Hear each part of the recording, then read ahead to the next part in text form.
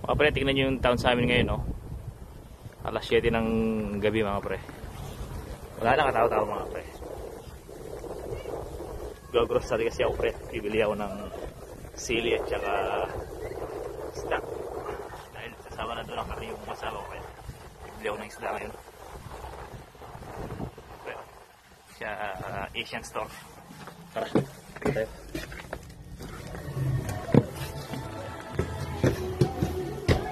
Dito, pre. Dito yan.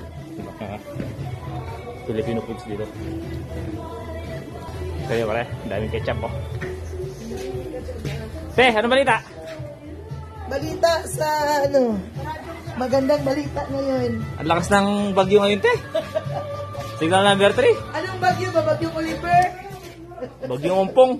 Siyempre, nakita nyo. Ayan, Asian store. Asian store to, ayun si ate. Yung may-ari. Te, oh. Ayan, yung may-ari dyan. Nakita lang kita. Hindi ko alam kung anong bibiling ko, te. At Sharon? Bakit nga ba ako pumasok dito? Kaya nga. Wala. May in-order ka ba? Wala man ngayon, te. Ay, bibili pala ako nito. Ah, alam ko na. Mga pre, pinlax ko lang yung ano natin. Asian store, okay? Ayun, sinusong talyase, ang laki. Nakabili na tayo, pre. Uuwi na tayo. Tara na. Oh. Nakita nyo, pre? Yung sitwasyon dito, yung lugar namin. Muulan, mga pre. Muulan. Muulan ng lahar. Halimbawa, pre, bibili ka lang ng sigarilyo o bibili ka lang ng sardinas sa kanto. Hindi pwedeng hindi ka magja-jacket, pre, ng mga kapal. Lamig po yan, malamig.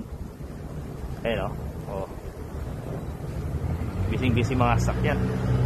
Wala naglalakad. Kung maglalakad man lang, talagang sa store lang sila pupunta.